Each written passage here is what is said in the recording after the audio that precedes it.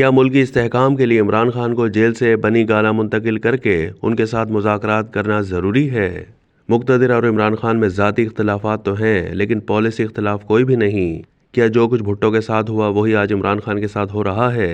سہیل وڑائچ کا column. Senior صحافی و تجزیہ نگار سہیل وڑائچ اپنے کالم میں لکھتے ہیں کہ انتخابات کا سفر مکمل ہوا، اب حالات بدلنے چاہیے۔ موسم سرما بھی رخصت ہو رہا ہے، بہار کی آمد ہے، کلیاں چٹکنے لگی ہیں، پھول کھلنے کو ہیں۔ اب ملک اور سیاست میں بھی بہار آنی چاہیے۔ ہماری صحافت کی پرانی روایت ہے کہ جب بھی کوئی اہل سیاست جیل میں جائے تو اس کے ساتھ اختلاف ختم کر کے اس کا ساتھ دیا جائے۔ میں سال ہر سال سے اسی روایت پر کاربند رہا ہوں۔ آصف علی زرداری جب جیل گئے تو میں نے ان پر لکھا آخری جیل کے دوران کالم وہ سوتیلا ہے۔ ان کی مہربانی کہ انہیں ہر ملاقات میں یہ کالم یاد رہتا ہے۔ نواز شریف جیل میں گئے تو لکھا اگر وہ مر گیا تو نواز شریف کی یادداشت بہت بہتر ہے۔ آج کل تو میری ان سے ملاقات کو کئی مہینے گزر چکے ہیں لیکن پہلے ہر ملاقات میں وہ میرے کالموں کا ذکر کیا کرتے تھے۔ رانا ثناء اللہ کی جیل کے دوران بھی لکھا۔ انہوں نے مکہ مکرمہ سے عمرہ کے دوران مجھے فون کر کے اس کالم کا شکریہ ادا کیا۔ جیل جانے والے سیاستدانوں پر میں نے درجنوں کالم لکھے۔ آج کا کالم تحریک انصاف سے تعلق رکھنے والے اسیروں کے نام ہے۔ 9 مئی کا واقعہ قابل مذمت ہے مگر 8 فروری کے مینڈیٹ سے پتہ چلتا ہے کہ عوام الناس نے اس فروغ گزاشت کو قابل اعتنا نہیں سمجھا اور عمران خان کو قطار اندر قطار ووٹ ڈالے ہیں۔ اگر کسی غلطی پر عوامی گواہی میسر نہ آئے تو وہ غلطی بھی ہوا میں اڑ جاتی ہے۔ 8 فروری کے انتخابات کے بعد ایک نئے دور کی ضرورت ہے۔ عمران خان کو جیل سے نکال کر بنی گالہ منتقل کیا جائے۔ وہ کوئی غدار یا شرپسند نہیں ہے، انہیں بھرپور عوامی مینڈیٹ ملا ہے۔ ان کی نظر بندی کے دوران مقتدرہ کا نمائندہ وفد جا کر ان سے ملے اور مقتدرہ انہیں اپنے تحفظات سے آگاہ کرے۔ انہیں سیکیورٹی صورتحال اور سیاسی ماحول کے بارے میں بریف کیا جائے۔ اسی طرح اہل سیاست بھی ان سے رابطہ کر کے مستقبل کے ماحول کو بہتر بنانے کی کوشش کریں۔ یاد کریں کہ 1977 میں قومی اتحاد اور پیپلز پارٹی میں خونی جنگ جاری تھی۔ قومی اتحاد کی قیادت جیلوں میں بند تھی مگر پھر ان کو ایک ریسٹ ہاؤس میں منتقل کر کے مذاکرات شروع کیے گئے۔ اب بھی ملک کی استحکام، سیاسی ساکھ اور معاشی مستقبل کے لیے ایسا کرنا اشد ضروری ہے۔ عمران خان خوشحال اور پڑھے لکھے گھرانے سے تعلق رکھتے ہیں۔ ایچسن کالج اور آکسفورڈ میں پڑھے، کرکٹ میں آئے تو سیلیبریٹی بن گئے۔ ان کے لیے جیل کاٹنا بہت مشکل ہوگا مگر وہ بہادری اور ثابت قدمی دکھا رہے ہیں۔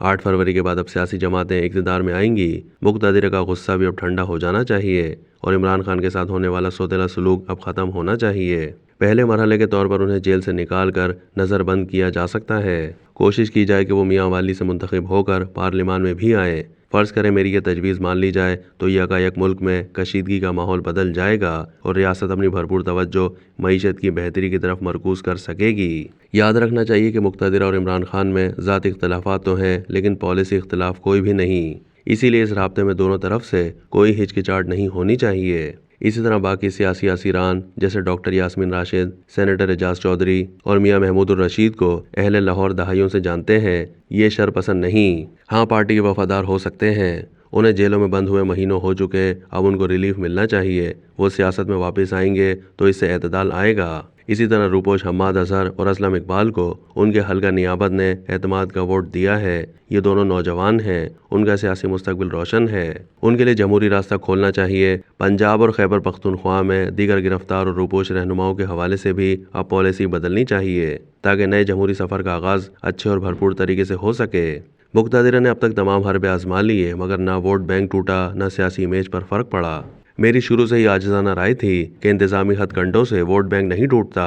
ووٹ بینک صرف سیاست سے ہی بڑھتا ہے اور گھٹتا ہے۔ تحریک انصاف کا ووٹ بینک تب ٹوٹے گا جب لوگ ان کی کارکردگی سے مایوس ہوں گے۔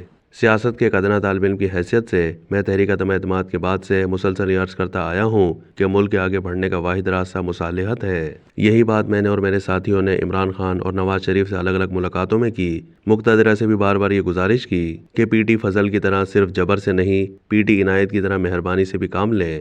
جو لوگ مقتدرہ کے کہنے پر تحریک انصاف چھوڑ گئے وہ کہیں کے نہ رہے، چاہے وہ چودھری فواد ہوں، فیاض الحسن چوہان ہو یا فردوس عاشق اعوان۔ اسی طرح جہانگیر ترین اور پرویز خٹک ہے، بیچارے سیاست سے ہی آؤٹ ہو گئے۔ اس کا صاف مطلب ہے کہ مقتدرہ کی پالیسیوں میں کوئی بہت بڑی خرابی ہے۔ الیکشن کے نتائج بھی ان کی من مرضی کے بالکل الٹ نکلے ہیں۔ کیا اب بھی وقت نہیں آیا کہ وہ اپنی پالیسیاں اور حکمت عملی بدلیں؟ سیاست کو اہل سیاست پر چھوڑیں اور وہ اپنے اصلی کام کی طرف توجہ دیں۔ اگر تاریخ سے سبق سیکھا جائے تو جو کچھ بھٹو کے ساتھ ہوا وہی آج عمران خان کے ساتھ ہو رہا ہے۔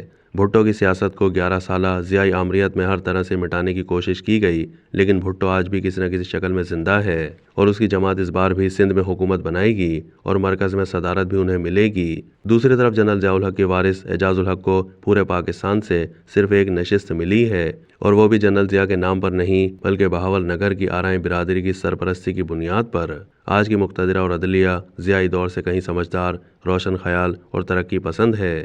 عمران خان بڑے پکے محب وطن ہیں۔ تازہ مینڈیٹ نے ان کی مقبولیت پر مہر تصدیق ثبت کی ہے۔ انہیں بھی اب ریاست کے ساتھ تعاون کا راستہ کھولنا چاہیے۔ مقتدرہ سے لڑائیاں اور گالی گلوچ کرنے والوں کی نہ سنیں اور ایک بالغ النظر سیاستدان کی طرح ماضی کی تلخیاں بھلا کر تاریخ کا نیا ورق الٹیں۔ اسی میں ملک و قوم اور عوام کی بھلائی ہے۔